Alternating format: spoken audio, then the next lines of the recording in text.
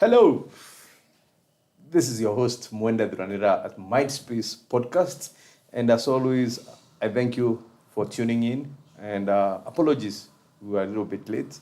Kulikuwa na shinda ya mitambo kidogo hapa na pale and of course, I'm always looking forward to bring value to you, bring guests who put value into you. And today, it's a very special day for me.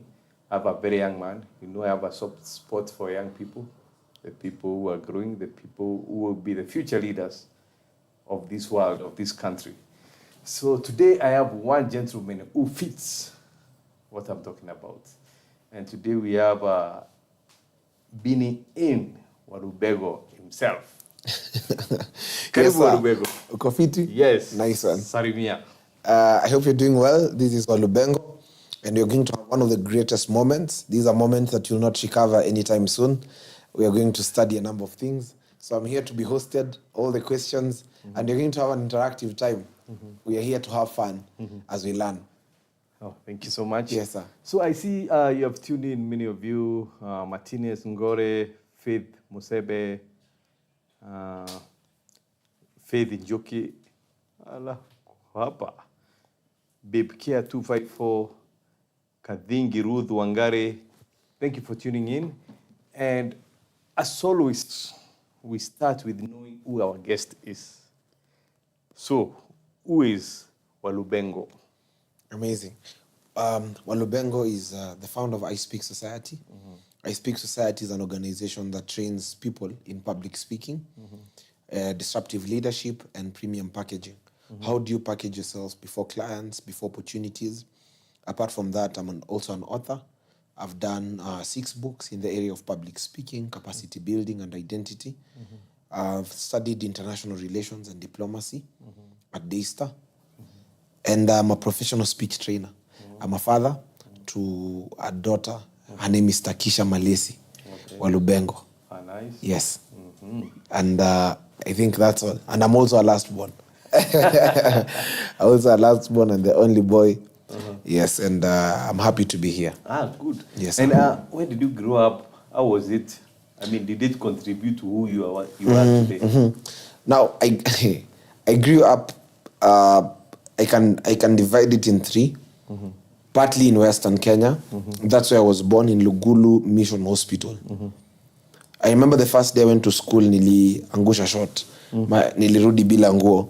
And my mother saw me from afar, nikaona tu amekimbia na leso. Na mimi nilikuwa tu sawa. Mimi hata sikuwa na pressure. It was the first day in nursery school. So nimekuja, so kuna tu madrama zilianza tu nikiwa mdogo. I grew like in Western like for 4 years, 5 years. Then we relocated now to Nairobi in 2005. And when we came in Nairobi in 2005, I was taken to a private school. And fitting in was not also the easiest thing. This school, when it was St. Scholastic Academy.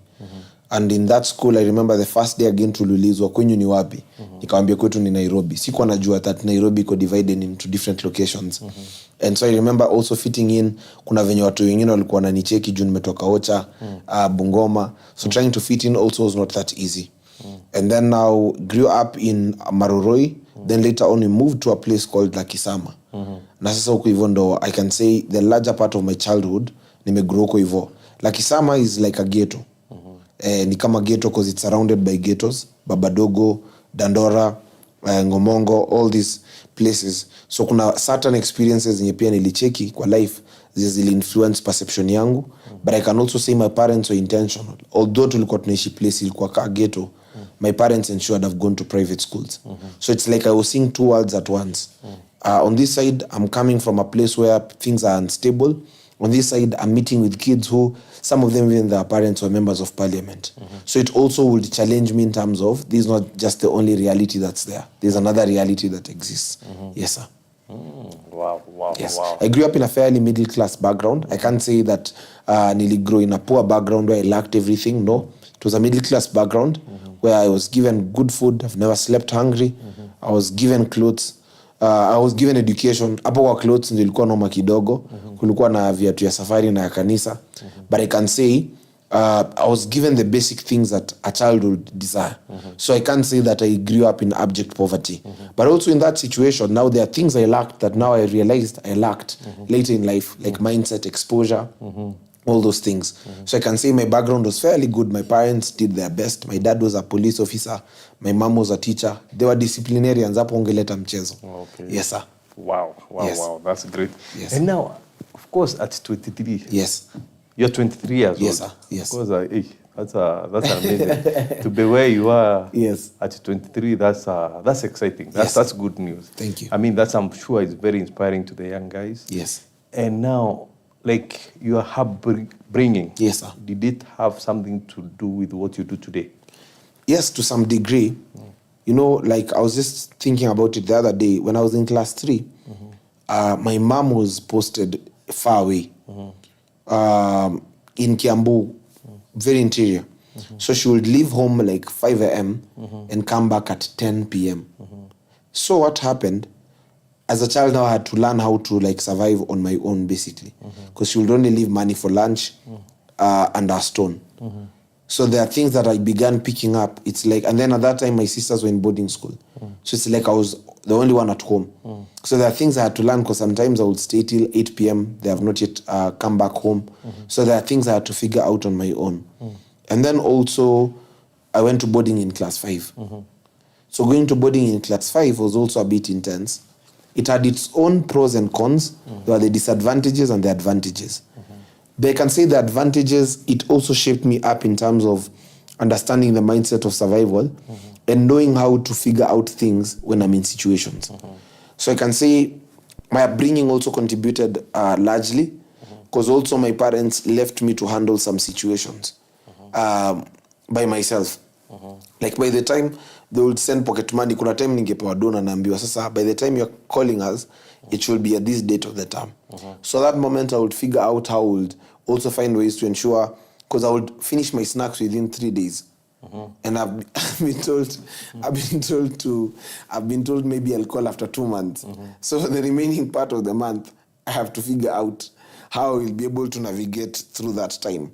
So now I had to master like those communication skills, knowing how to talk out of situations when I'm having a problem, or sometimes when people are being visited.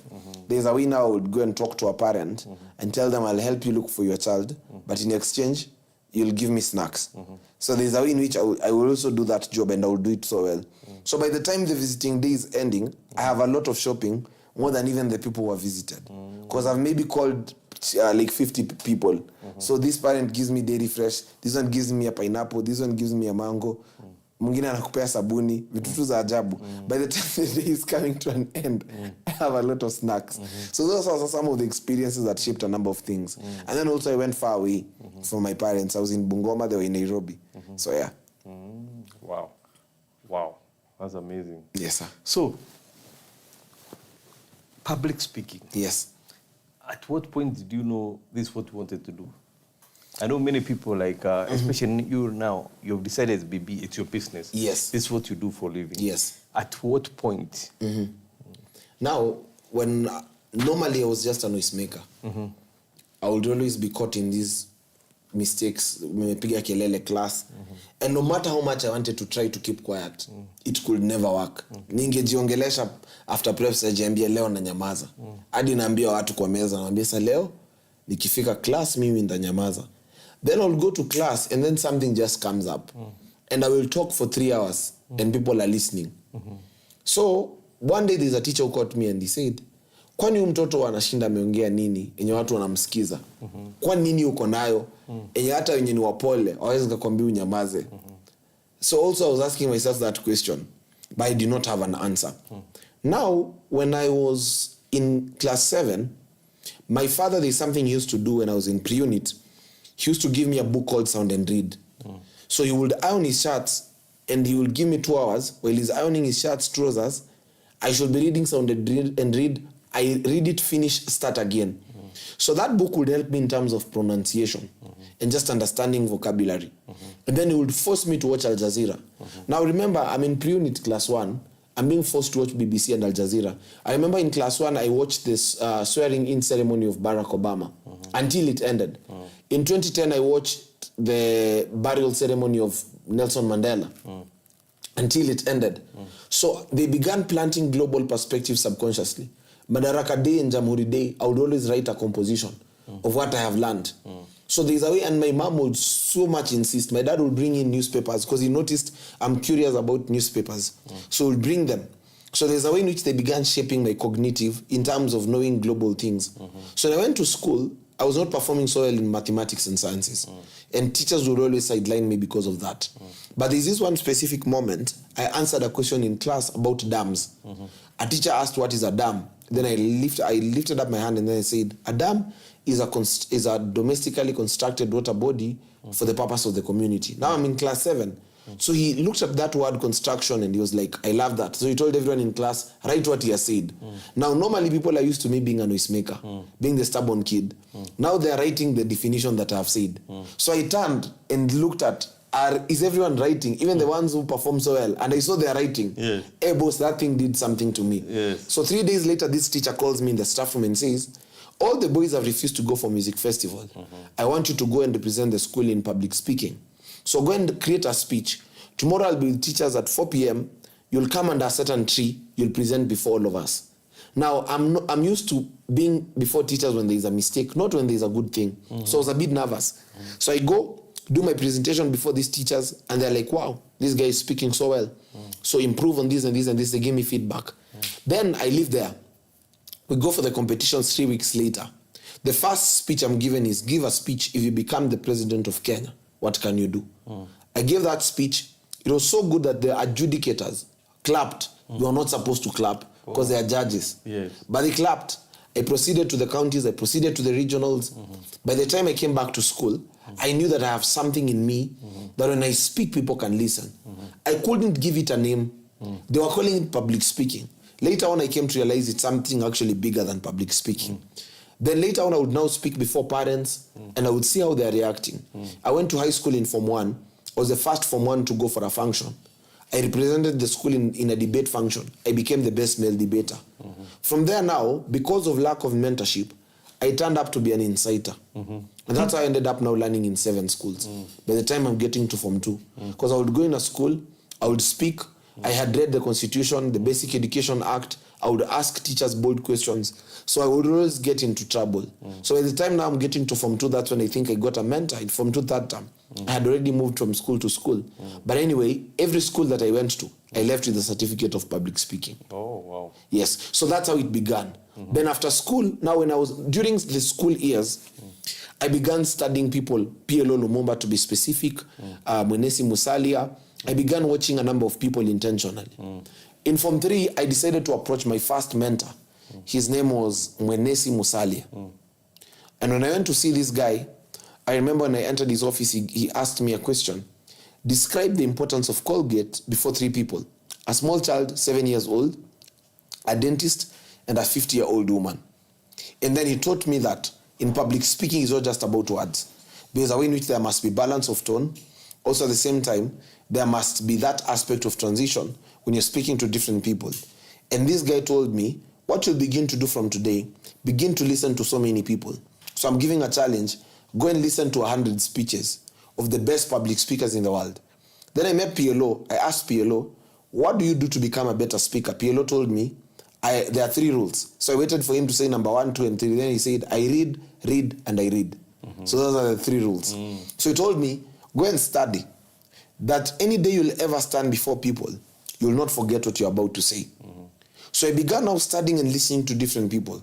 From preachers, to guys in media, to comedians, reading different books. But I had to find my voice. Now finding my voice took some time. And I can tell you something funny. I have found my voice this year. Whoa. Okay. I found my voice, not this year. You know, my mind is still in 2020. 2024. I found my voice in 2024. I was still speaking, yes, but I had not yet found my voice in terms of what I'm supposed to articulate. And the day I found my voice, now my voice, like, this is what I'm supposed to address, because it took some time. You know what happened? From that time that I found my voice till now, I've gained more than 180,000 followers. Wow. Because of finding my voice. But it took some time. So also I can see it is a journey. It's not something that you just wake up and it comes. Because public speaking has 3 levels: knowledge, information, and revelation. Knowledge is what you've read in a book, but it can't still work for you. Many people are still in the level of knowledge. They know so many things, but it has not yet gotten to the level of information. Information is knowledge that forms you inwardly. That's why it's called information. It now begins to form you. But you've read a book on business. It doesn't mean you know things about business. There are many people who have knowledge, but there are few people who have information. Like you might not have the time to study all the 100 books on business, but you have information. It has formed you to become that business person. Then there's a 3rd level called revelation. Revelation comes from the word reveal. At that level, that knowledge has worked for you. It has entered in you, but now it's actually revealing and working through you, and you're raising other people through that knowledge. So I had to get to that level now where I stopped reading books on public speaking, and I become that which I'm reading. I become that level of, building that level of mastery, that level of consistency, and also understanding that I've not just been called to speak, but I've actually been called to make wealth out of speaking. The first time I got a lot of money from speaking was $4,000. I had been invited by one of the key people who was just watching me on social media, and she invited me at UBA Bank to make a presentation. When I went at UBA Bank, I made the presentation. The board of directors were there. It was a presentation about an event we were doing that was costing us $2 million. The event was 4 days from that time. So UBA Bank said we can't sponsor the event, but this person who had invited me loved my presentation. And she was like, I really love your presentation. I love the work you're doing. And she said, I want to see how I can support you. This person was Charlene Ruto. She gave me $4,000 just to appreciate the work you're doing and also to support the event we are having. Now, I had not known this amount of money, what it is, until when I went to the Forex and I changed it and I saw it's 537,000. Yeah. When I went back home, from that day, something shifted. I got to know that this is not just a skill for speaking, that this is a skill that will bring wealth, this is a skill that will bring influence, and now my work was to add value into the skill. Everyone can talk, but there are 4 things that distinguishes words. Number 1, the value you've added to your words.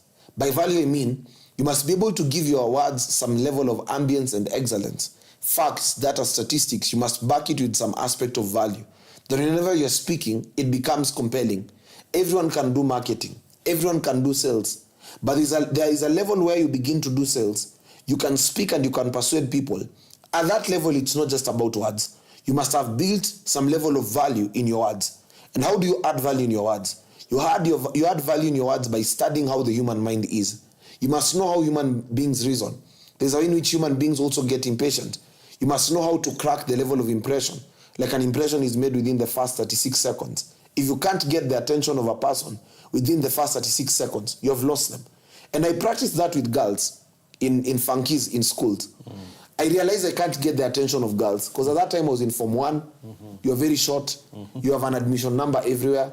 And you want to go with the contact of a girl. And this day I was so desperate to just talk to one girl. And now I said, because girls can't give me attention, I'm in Form 1, I decided to go and study poetry. And I went and crammed some poems by Shakespeare.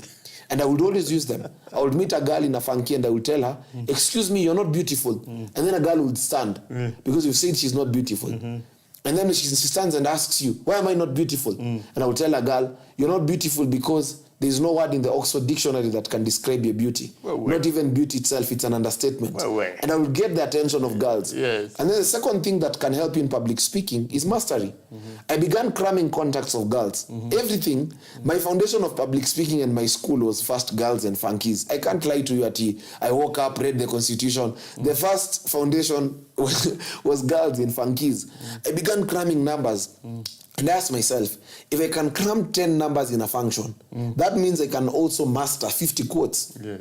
So I went and began mastering quotes. So what I will do, I would write down quotes. Bruce Lee said, I don't fear a man who has practiced 10,000 kicks, but I fear a man who has practiced one kick 10,000 times. Yesterday is an experience, today is an experiment. Then I also began matching it up with scriptures. I would take scriptures and I would master them. I would put them in my heart. Romans 8:28, all things work together for good. Romans 4:16, we speak things that are not as if they were. Every day I would master like 6 scriptures, every day. So you see, if you master 6 scriptures, at the end of the week, those are 42 scriptures.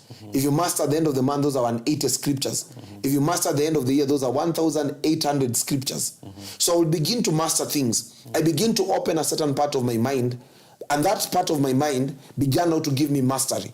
I would speak without reading, and now that killed fear, because one of the things we're supposed to discuss is how to overcome fear. One of the ways to overcome fear in public speaking is by building mastery. When you are master at what you do, it conquers fear. Where does fear come from? Fear. The other word for fear is insecurity. Insecurity comes from incompetence, and incompetence creates inadequacy. Anytime someone is insecure, it's because they're incompetent in that field. You're insecure in terms of speaking, maybe because you've not yet mastered in that area. One day there's a man who found a ship in a dock. This ship had stayed there for 17 years. It has not moved. They had called more than 8 engineers to fix that ship. It had never been fixed. So this man comes with a hammer and he tells them, I can fix this ship.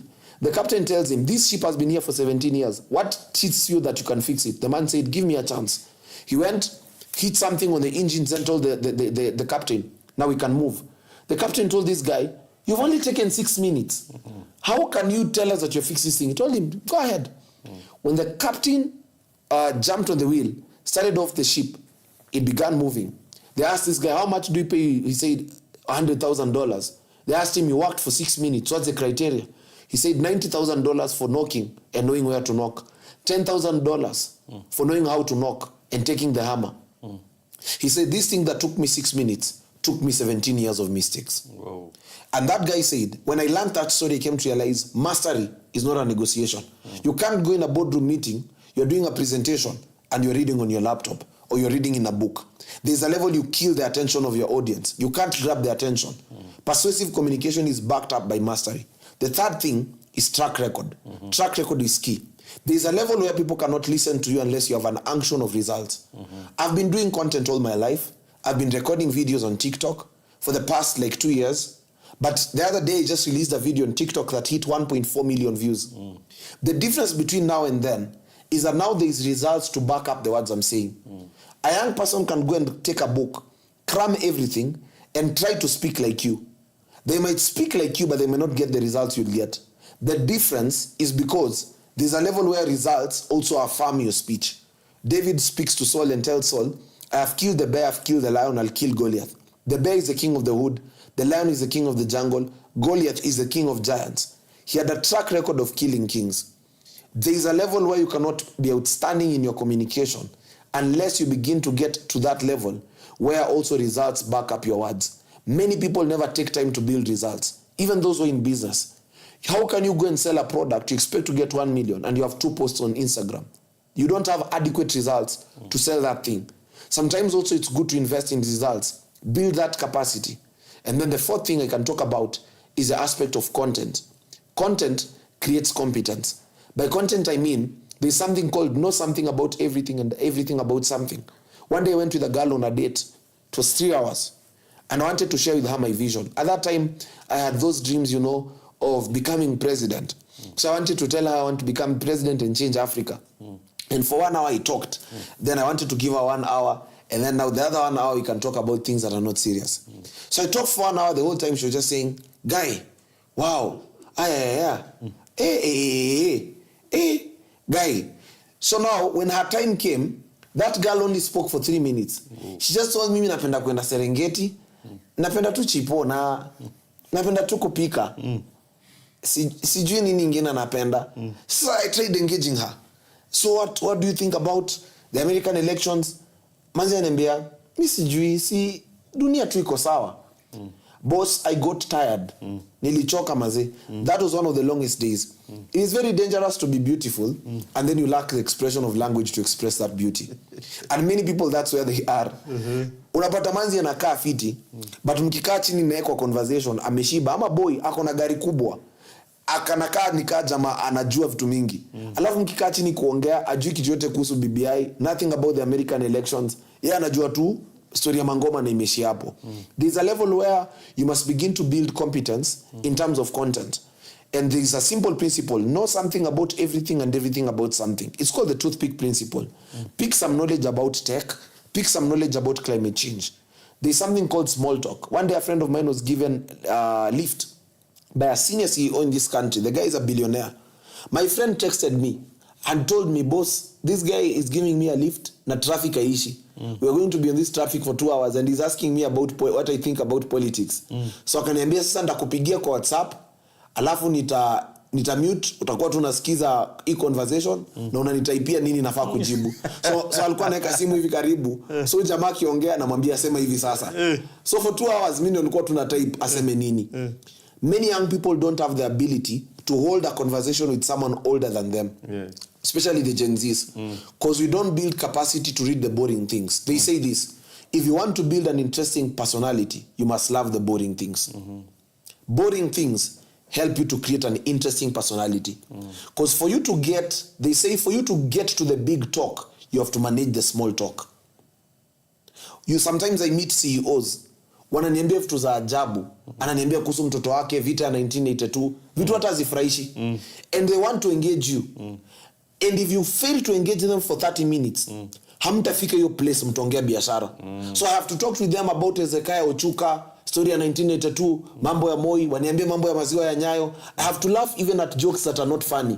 You know, I have to be like, wow, why are you funny? Yeah. And as you are laughing, they begin to tell you about mtoto wake mwenye alienda America hata hajairudi. Alafu anakuonyesha picha ya graduation. Anakuambia hata tulienda graduation, wacha nikuonyeshe. Anakuonyesha mambo ya shamba na nyuki. And you're not interested in that conversation, but because you have to get to the big talk, you must be patient to get to the small talk. The small talk will get you to the big talk. Because once they finish, now they ask you, "No, unafanya nini kijana?" And then now you begin telling them, "This is what I do." Many young people don't know that art, and it is costly. Wow, yeah. Wow. Thank you. So I see many of you joined us. Wow, many people. Woi, watu wanakupenda bwana. Watu wako wengi. Ruth Wangari, miona MD Janayet, Jite Mbabu tuned in, Vincent Mongera, Adiel Mugambi. Adiel Mugambi is a anything ardent follower. Any fan, yes.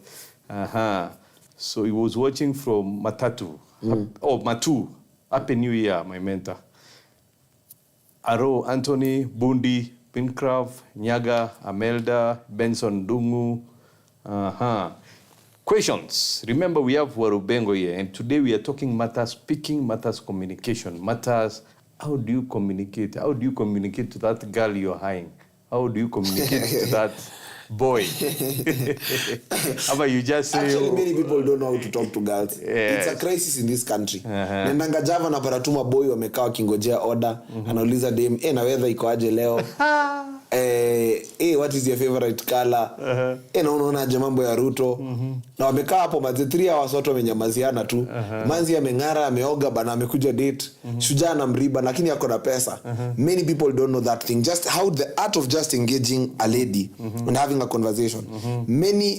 There are many men who in their mid 30s, 35. Wako na doa, wako na kila kitu. Ukiuliza shida ni nini? In fact, research says many men, one of the reasons why they can talk to a girl boldly in a club is because they can't talk to a girl when they are sober. Because many people have a sense of fear. Just even facing that girl. It's not something you are trained. Tukiwa dogo ulikuwa unachapwa na ambiwa ni kuone na manzi. So kila mtu aliwork hard ukiambiwa utatafuta dem after campus. So you never developed that skill ya kuongelesha tu manzi na kunegotiate na yeye. Mpige story. In fact, making a girl laugh. Watu wanatekstingi tu madem otherwise kila siku tu otherwise. Hi. Otherwise, umekula nini? Umeamka aje? Otherwise. So you realize many people have not built that skill. It can look like a joke, but I'm telling you, it's a serious crisis in Kenya. There's a class I'm starting on how to engage girls. Wow. Maze, kuna daro tunaanzisha. Now to engage boys. Ya kusaidia.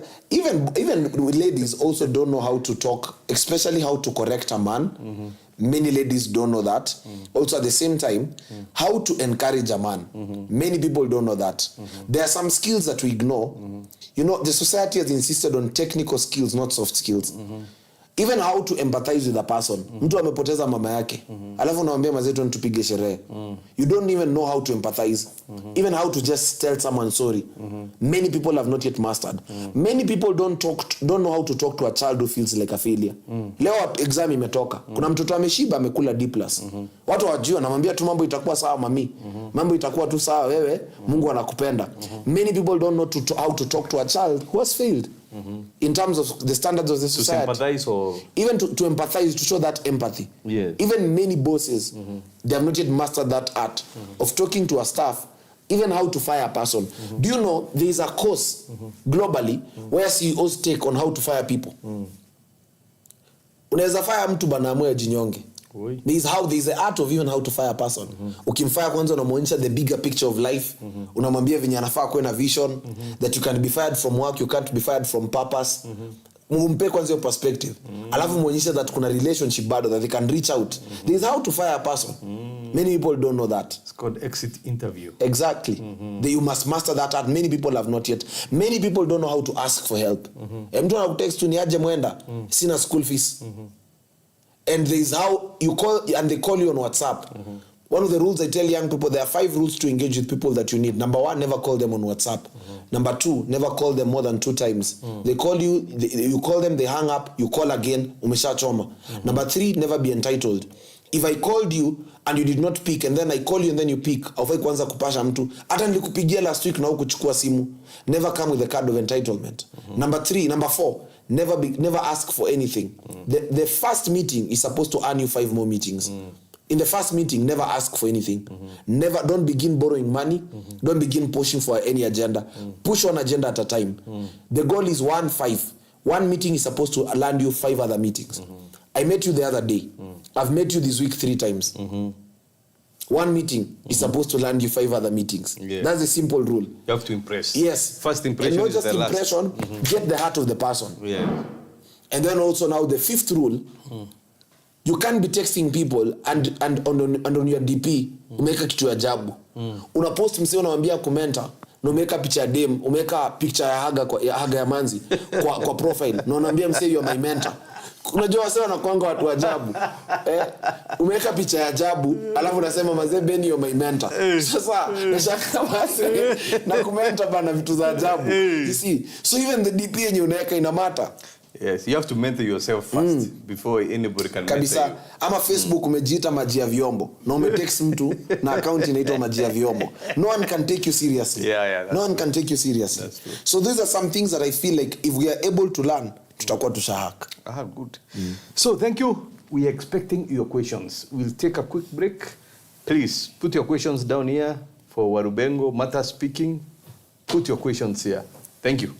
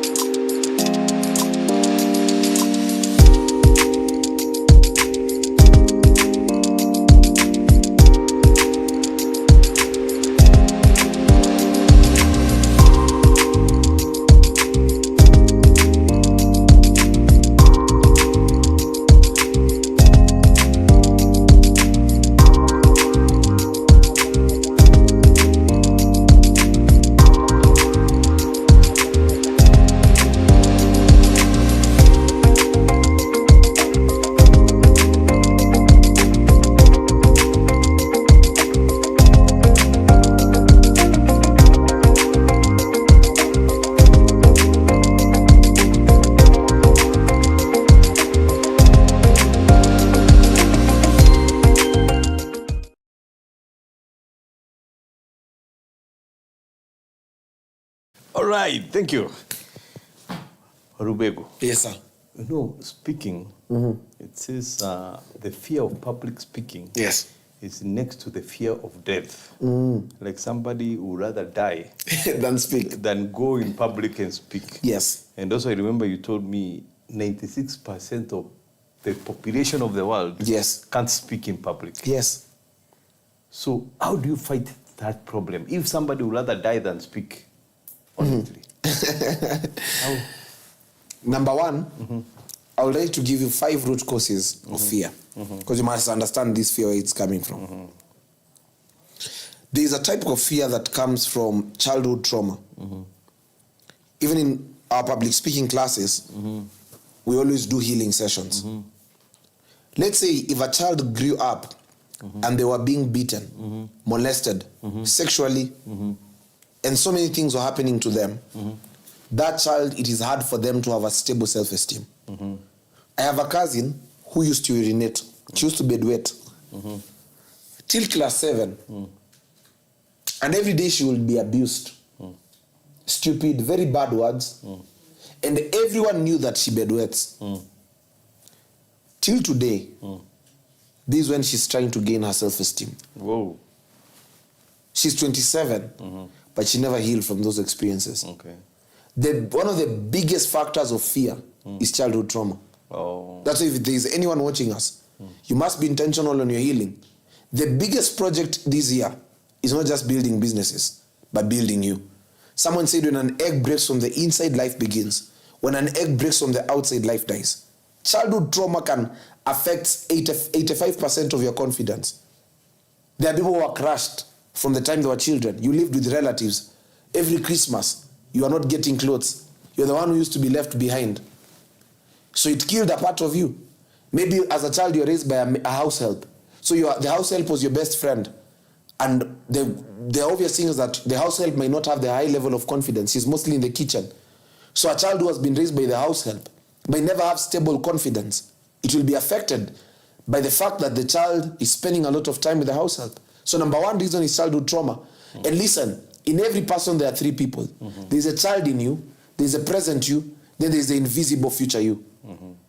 Until you fix the child in you will always pull the present you. And it might affect you seeing the future you. You might not be able to see the future you clearly. The second reason is the education system. From the time that you were children, everyone used to lift up their hands. Teacher, and then the teacher does not choose you. Do you know up to today, we are still battling for the attention? Oh, teacher. Do you remember when teachers would mark books, then they mark 2 books, then they tell the rest, I'll come and mark later.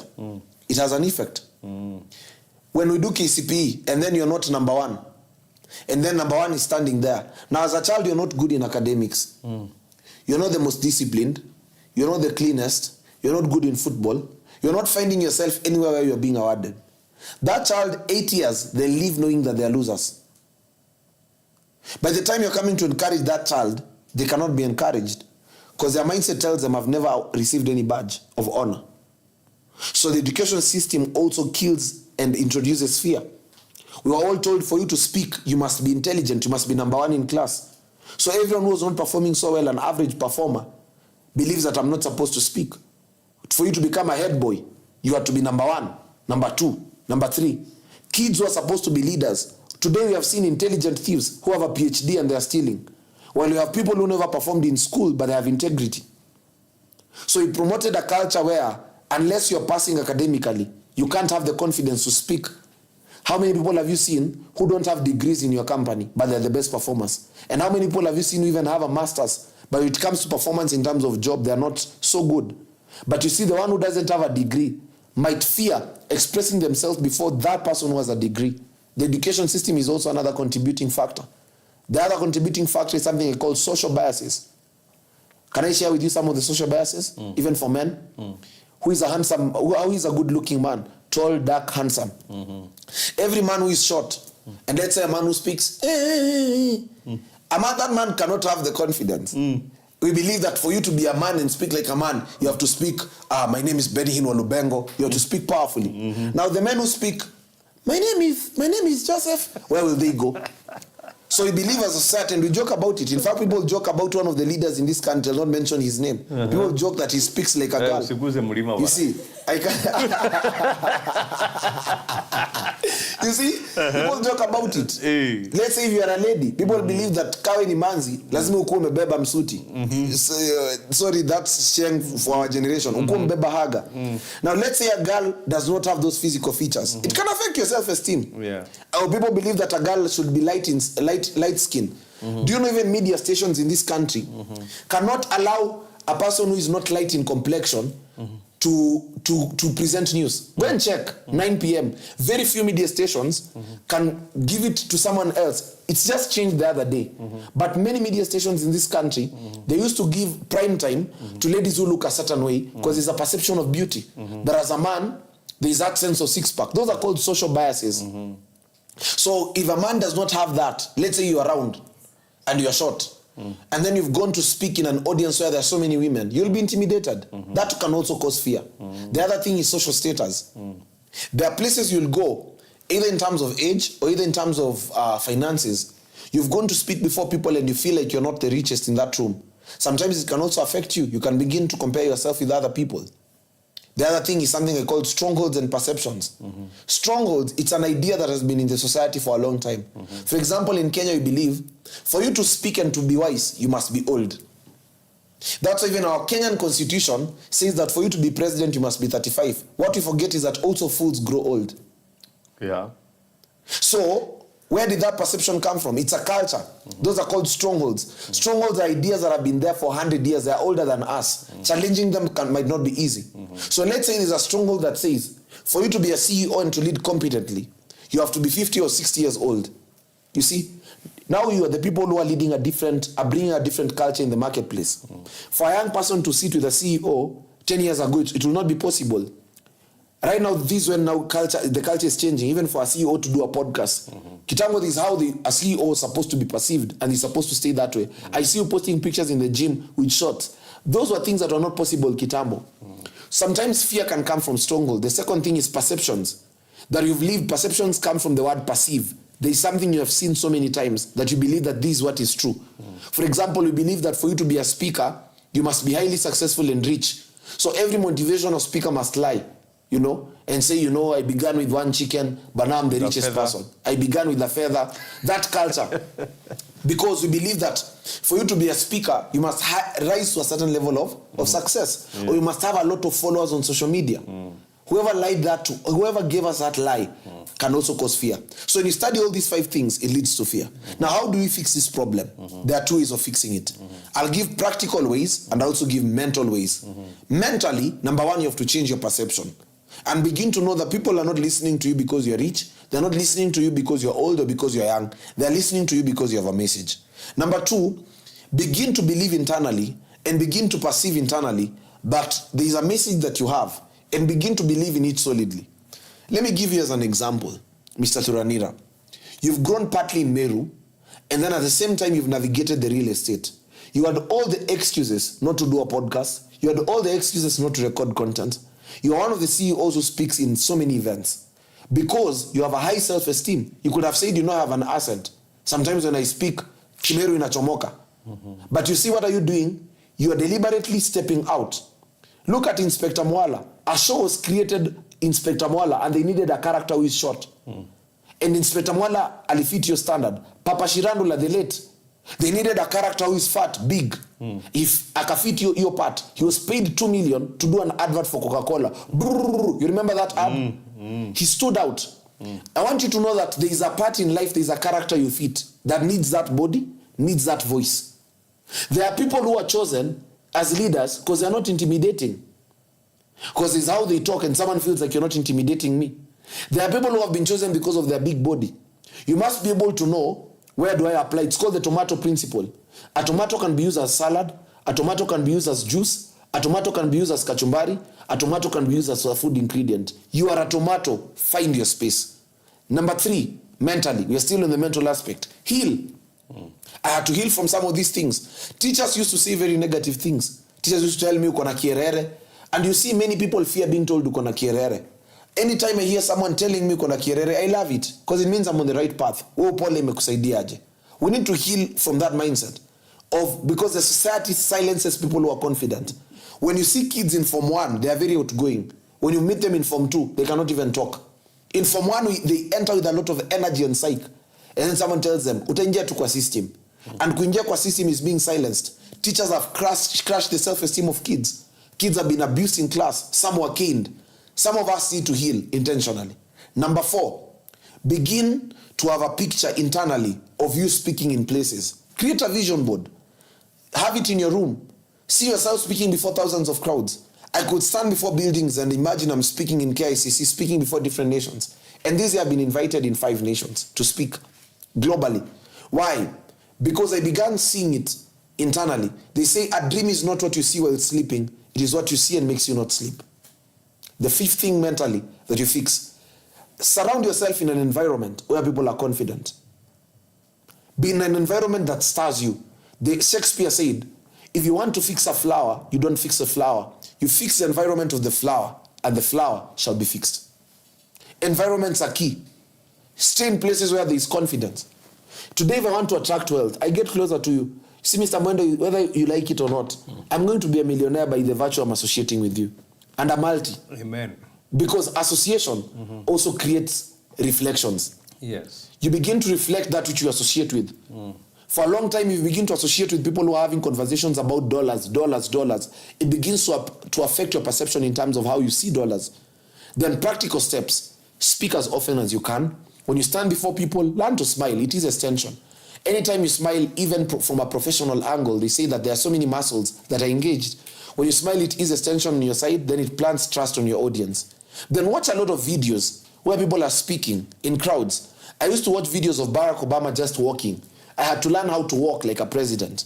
That I walk with my shoulder high, even how to sit, how to greet people, you know, the firm handshake. And then you maintain eye contact and you smile. Because when you smile, it reduces tension. These are practical guides. This is how you sit in a boardroom.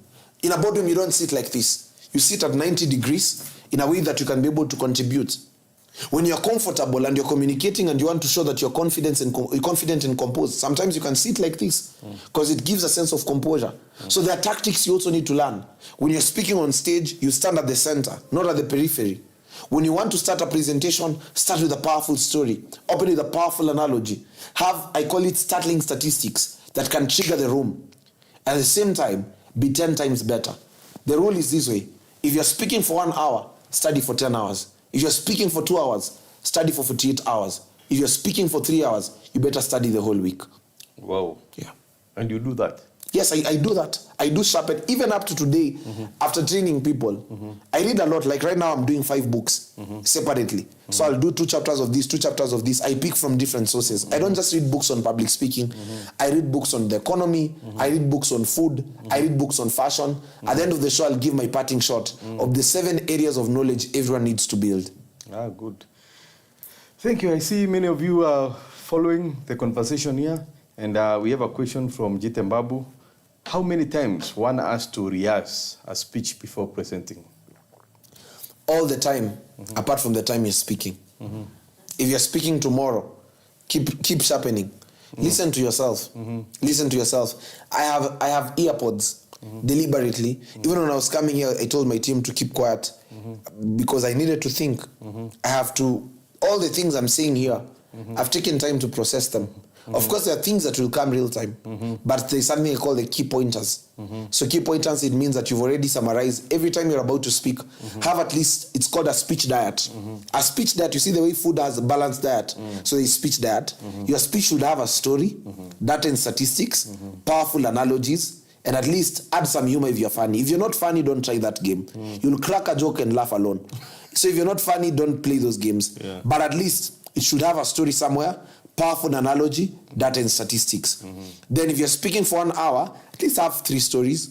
Have like 6 samples of data and statistics accurate. Then also have powerful analogy. What's an analogy? An analogy is like taking something like a glass and drawing lessons from it. Like there's one analogy that is powerful about the nail. That one nail can employ 50,000 people because it takes 15,000 miners to mine steel. It takes 10,000 women to cook for them food. They'll take their kids to school. An ecosystem of more than 10,000 teachers will be employed. Then after that, there is the Boda Boda and the Mama Mboga guys. 5,000 will be employed. That's how one nail employs 50,000 people. What about you? So you can use such analogies. They're powerful. Yes. Wow, amazing. So kuna mtu hapa anaitwa Peterson Kips. Mimi hata nikisoma siwezi fika hii level. Yako ni talent. Naona future politician. Thank you. Hiyo ni kweli. Well, you know, there are 3 things I can be. I can either be a preacher, I can either be a politician, or I can either stay to what I'm doing. So I don't know, it's still a mystery. Tuendelee tu kufanya hii kitu, si ndio?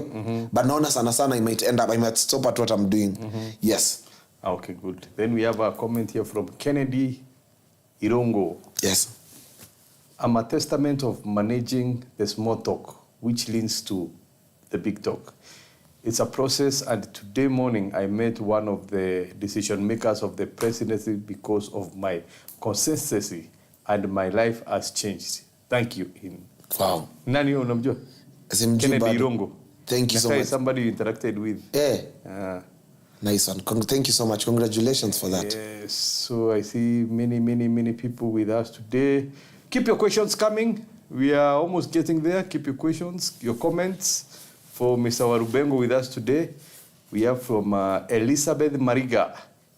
This time I was to deliver a speech at an event, but the moment I set my eyes on the audience, all I had to say evaporated. What should I do to rectify this in future? So that's why I talked about the practical steps. Yes. It could be maybe because you had just come from reading and crammed everything. Yes. It was not in you. You remember there's 3 levels of content: knowledge, information, revelation. Yes. It had not yet gotten. Like right now, if I read this thing, introduces something, then I go and I just speak somewhere. It's not yet in me. That's why it evaporated. Oh, you have to internalize. You have to internalize. It has to be new. Okay. There's a principle I call His 10. His 10. His 10 says hunger, intentionality, share to 10 people. Learn once, teach 10. So have the hunger for that information. Have the hunger. Many people don't have the hunger. You read something and you forget it. And if I want to prove to you that people don't have hunger, someone can be going to church for the last 10 years. You've been going to church. Every year it means you go to church 48 Sundays. So 48 times 10, it means by now you need to know 480 scriptures. But you'll find only you know 2 or 3. Jesus wept. Lack of hunger. And Jesus wept, or for God so loved the world. So lack of hunger is one of the reasons why many people don't improve in communication. Number 2 is intentionality. Like right now after this show, you have to come back again and rewatch. Yes. You might think you know what you've said, but you've not yet, it's not yet gotten into you, intentionality. Then the other one is share. Everything that you've taught here, go write it, study, brood on it, then teach 10 people. It will now be a part of you. You will become that thing. You can't teach people what you're not. Like right now, I can't go and give a talk on how to be a billionaire. It will be a lie, because it's not something I've handled. It's not something I've handled. But the results I can give, I can train people on how to have influence. I have influence of like 500,000 young people on social media. So I have results for that. I can tell people how to build an organization and how to attract opportunities. I have results for that. So you remember we talked about results? Results also can help. Probably whatever she was going to speak about also, she had already built the capacity for results for that thing. Sometimes fear can come in. Also at the same time, it's also self-doubt. It's called negative talk. You're going to speak and you're just like, you're making jokes. Mimi leo nitaisha mimi nimekufa leo. You can't go and deliver. Because you see, even scriptures talk about Romans 4:16. It says, we speak things that are not as if they were. Speak great things about yourself. Psalm 23 says, the Lord is my shepherd. Does not say the Lord shall be my shepherd. Don't speak in past tense. Say, I am a great speaker. Don't say, I will be a great speaker. So whenever I'm going to speak, I also chocha myself. There are times I also fear. Like one day I was called to give a presentation in State House to a cabinet secretary. Can you imagine? This is a cabinet secretary who is older than me. She's been in government for 40 years. And I've been called to do a presentation for her. 2 hours. She's there with her staff. Boss, it was almost intimidating. I got into that room, everyone is waiting for me. I almost panicked. But I began telling myself, when mnoma, chini tu ya maji, when mnoma buda, yako nini. Mazena nikasimama nikachapa presentation. And I saw her began to nod. She's even stopping me and saying, isn't that what we said yesterday? Alifanya makosa. Tulikaa kwa hiyo ofisi nilipiga presentation. There's another situation also I was called at Mastercard to present before the president of Mastercard globally.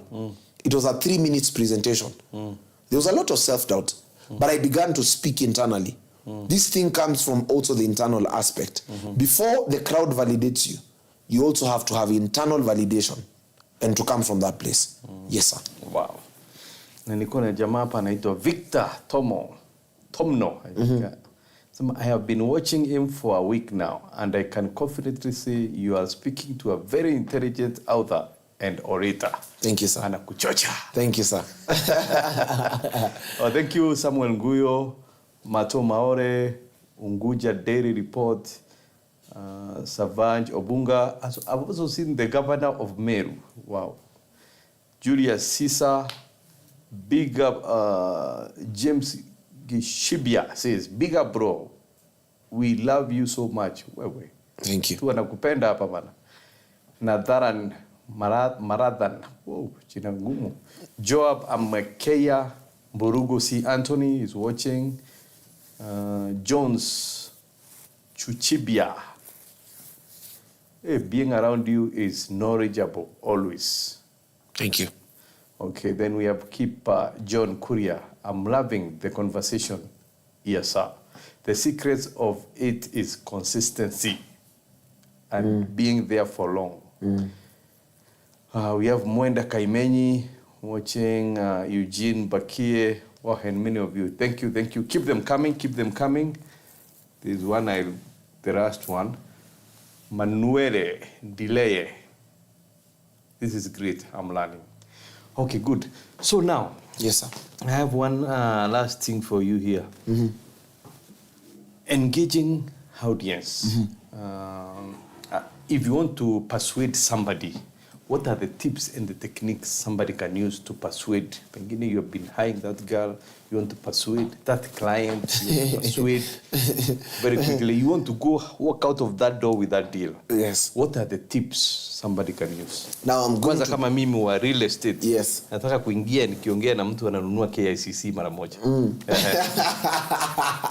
Nice one. So, today I made a deal of $500,000, by the way. Perfect. So I'm going to use today how it happened. Yes. So, there are 4 stages here. Number 1, you must study the person.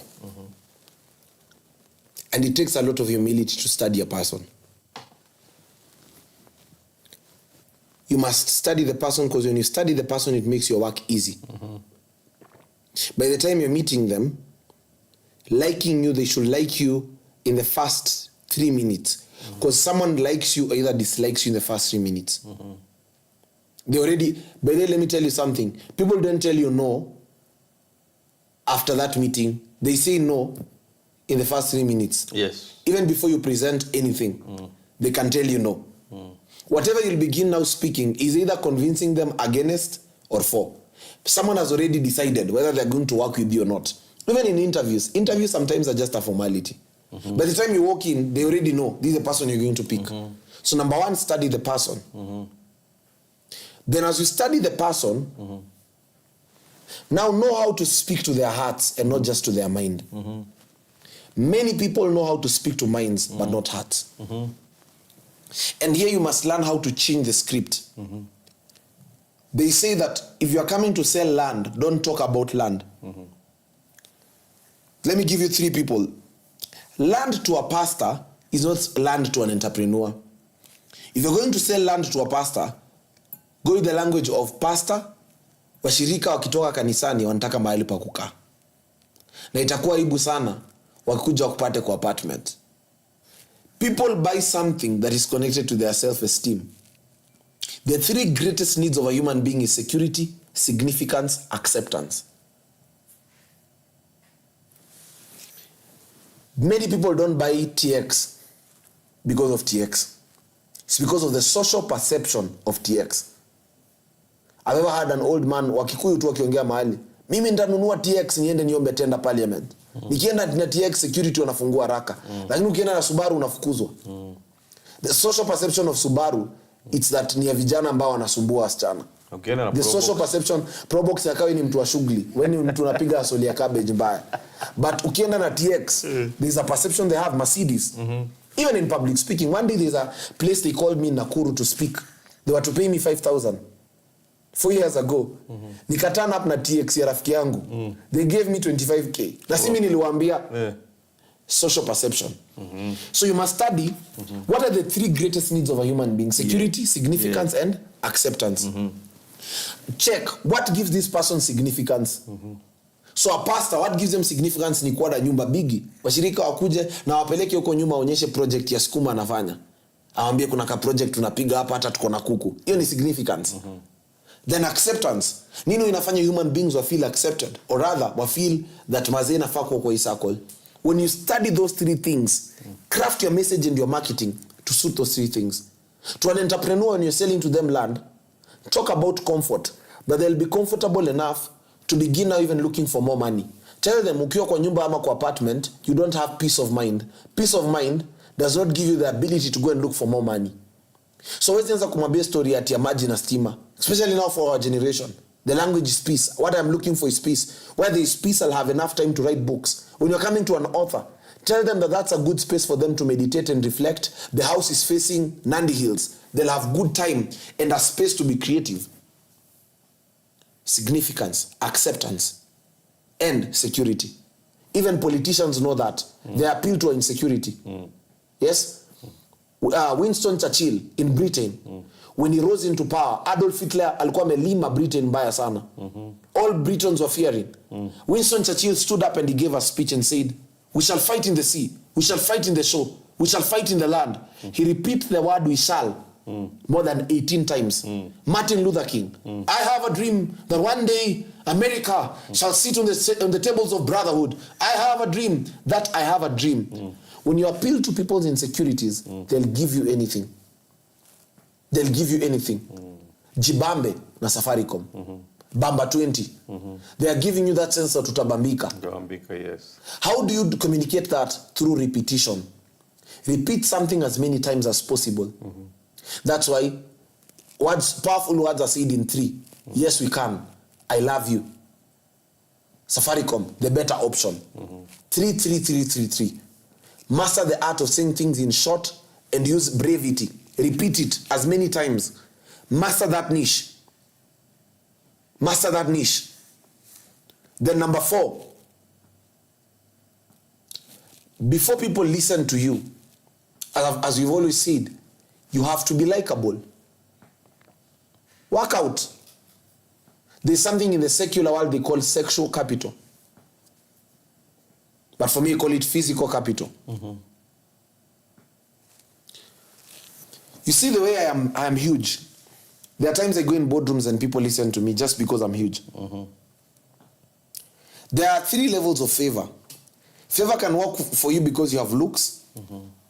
Favor can work for you because you're smart. Or favor can work for you because you know how to talk. Know how favor works for you. If it's because of looks, usiai chapa. If favor works for you because you're intelligent, that you know watu wanipeangi job juu nakaa fiti ni juu niko na akili, boss soma. If you know favor works for you because of talking, never keep quiet. Study yourself. Study patterns. That is why for me I study patterns. A TikTok fan gifted me a car. But I asked him, why did you give me the car? I went and wrote down. I was given a second car as a gift. I asked the guy, why did you give me the car? I keep asking people, even for you, I'll ask you, why did you call me in this podcast? At the end of the session. Yes. It gives me a glimpse. Learn to ask your boss, why am I the favorite employee? Why did you give me this job? Study patterns in your life. Which works. What pattern has been working for you from childhood? For me, I know what pattern worked for me. Number 3, number 1, I don't overthink. If I want to do something, I do it now. I can wake up and go to Westlands, talk to a landlord and tell him I'm moving into that office next week and I don't have the money. It's always worked for me. Number 2, if right now I feel like recording content, I record now. My life is random. It's not in a mutaratara. I can wake up today without any amount and I wake up tomorrow with 1 million. I know it's a possibility in my life. So when I wake up, I'm always ready for that possibility. Wow. Number 3, I have to keep going. There is no stopping, even when things don't make sense. I don't cancel any of my events, whether I have money for that event or not. Study yourself. If it is humility that worked for you to get here, maintain that. If it is consistency, maintain that. If it is a small details like excellence, maintain that. There are people who have been paid just to talk too much. Political analysts. They just wake up and talk, and they are paid. There are people who have been paid just to give an opinion. Fashion designers. Inaka smart. Chukua na ya pink, chukua na ya black. And someone has made it a profession. I'm a fashion expert. Yes. Wow. Bro, na hiyo ka 500 bana. Bwana hujatuambia ulifanya aje? Now, we are going to present something. Yes. So when I studied this client, I felt like this client needs more than what you're going to offer. Yes. So I had 3 options. Now Ecclesiastes 11 verse 4 says, save up to 8 ventures. In this life also, one of the ways to be blessed in terms of greatness, expand your net. That's my last word. Expand your net. Have gift, skill, ability, and talent. David used to play the harp. He was a warrior. He was a leader. He was a worshipper. Yes. You don't know what will open the door. Whatever you did to open the last door, it may not be the same thing that will open the next door. Yes. So anytime I go to a client, I go with open arms. So I'm a speech trainer. I have a company that does book transcription. I have a printing company. Then I speak. When I'm introducing myself, I pull all those nets. I know one fish will be caught. Let me repeat. When I'm going in a room, I throw all the nets. One fish will be caught. Expand your nets. Yes. Don't just have one thing. Of course, they say that be the master of one, don't be a jack of all trades. This is what I always say. Expand within your scope. You'll never find me selling land. I can stand up and think maybe because I'm an orator, I'll sell land. But I'm focusing on public speaking. Every product I sell is in public speaking. I have a printing company for books because I'm raising authors. My clients are authors, like you're an author. I have a consultancy firm that does brand strategy only. Because my clients, when they are speaking, they need a strategy for their speaking engagements. I have Double B branding, but its work is basically to brand a person. From website, all those things, personal profile, and all that. Then I have I Speak, which is a community of speakers. Then we have I Speak Academy. So everything I'm doing revolves around my industry. So if you sell avocado, open a company for avocado juice. Yes. Begin a school for teaching avocado farmers. Begin selling seedlings for avocado. That's what I say, expanding nets. I don't mean do 10 things. Yes. Thank you, sir. Okay, perfect. Oh, thank you. I see we are out of time. Yes, sir. But very quickly, Yes. for the young guys, for the people watching us today, maybe, content creators, people who want to create content and stuff like that, the virtual, maybe the podcast like this, how can people use public speaking to enhance, to earn more? Okay. In short. Public speaking, especially in terms of the podcast space, can help you even in terms of interviewing people. Because public speaking will teach you interview skills and you can be able to earn from that. There is a course offered globally for professional interviewing, how to interview people. There is an art. Many people don't know how to interview people. Many people interrupt sometimes the speaker, all these things. Come on, Mimi. Yes, but not for you. You've not interrupted me. You've given me time. I feel like this is a whole masterclass. Yes. So like there's an art, so you can be able to utilize it in terms of interviewing skills. And at the same time, there's also how to engage an audience, even online, using powerful snippets in terms of the short videos. I can always say the biggest platform right now is TikTok. If you can be able to capitalize on TikTok, TikTok currently has 6.7 billion users. Whoa. Globally. Whoa. Kenya has one of the most active users in Africa, 36 million. So that means the future is TikTok. If you can be able to use TikTok to push an agenda and use proper storytelling skills, storytelling can help you in terms of running your podcast. So your podcast should not lack 3 things. Number 1, have proper storytelling. Number 2, proper graphics in terms of presentation. When I changed the graphics of how my videos are edited, we improved by 60,000 followers from November till now. And on Facebook, every day I gain 1,000 followers. Every day, every 24 hours. Because of changing also the graphics and setup. The third thing also, don't push motivational content.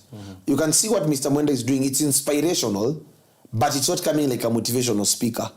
Push educational content. Our generation loves reality. Baby boomers and Gen X love being motivated. Millennials love being challenged. Gen Z love reality. Yeah. Understand generations and know who is your audience. Yes, sir. Wow, good. Thank you. So I see many comments, I see many questions, but sorry, we are out of time. But now, is this a point where the guest asks the host a question? Yes. What question do you have for me? Why did you invite me? No, that's a selfish question. No, I want to know. Yes. Oh, okay, so we met. Yes. Actually, I interacted with your content, I think it was Sunday. Yes, sir. And I called you, and we booked a meeting for Monday. Yes, sir. And we started what? We started what we are doing. Tuesday? Yes. Tuesday. Yes. And today we are here again. Thursday. And tomorrow we are meeting again. Wow. And March 14th, you're launching the book. So maybe you used your scale on me. At the first meeting. Yeah, we've met 3 times this week. Yeah. And we're meeting for the 4th time tomorrow. 4 times tomorrow. Another question. Mm-hmm. So I have not answered my question. Okay. So now when I interacted with your content, I was like, this young man, he has a lot to offer. And when you came and you actualized it. Yes. You know, there are many people who talk. Yes. Who talk but no Actualization. Yes. Kipindi. Yes. Unaona mtu kwa mtandao amejieka the way they are big, nice and everything. Yes. The moment you interact with them in person, not zero solid. content, Yes. nothing. So when I met you, I realized, hey, these guys are full of content. And as always, when it comes to podcasts, you know, one thing I believe, God makes you to shine. Yes. So that you can make others shine. Yes, sir. So I believed you can do that to our followers. Thank you, sir. The people who listen to Mindspace podcast. Yes. So that's why I invited you. Thank you, sir. Thank you. Last question. In relation now to communication, which is the biggest deal you have ever made because of speaking? And you knew this one is not because of land, just because of speaking.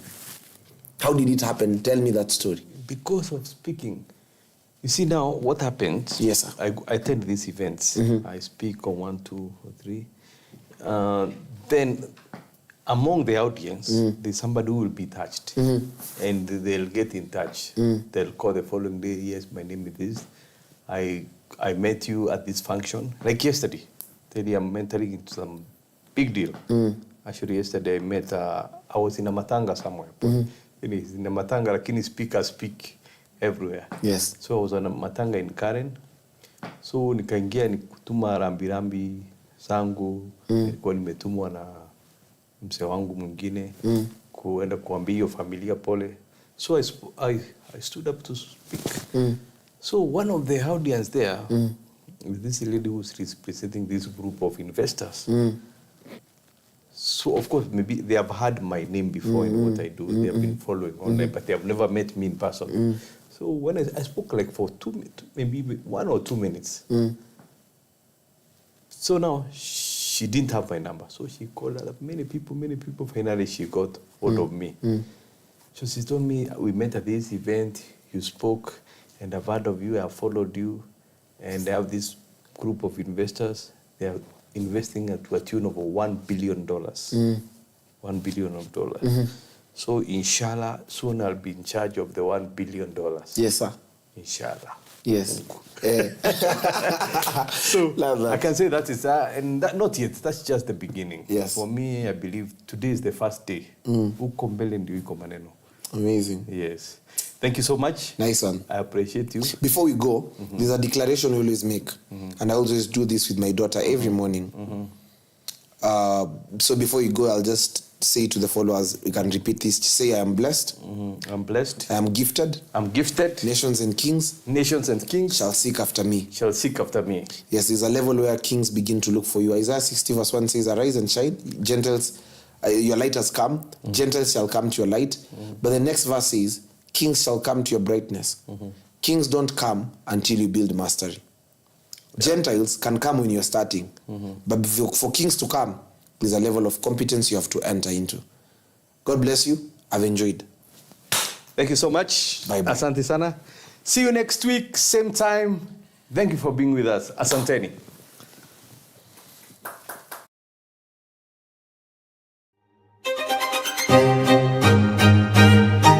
Welcome to Rafiki Center, the most prestigious strip mall at Babandogo. It's prestigious because of 1, its location, 2, the structure. Rafiki Center is located along Babandogo Road that attracts traffic from the CBD to Babandogo stage. And the notable structures around the facility are Lions Made Factory, Ken Afric, and Rigo Pharmaceuticals. It's a 3-storage building complemented with an elevator and a very spacious parking that holds up to 100 vehicles. Few spaces remaining. Call us now to make a reservation. Karibu sana Babandogo.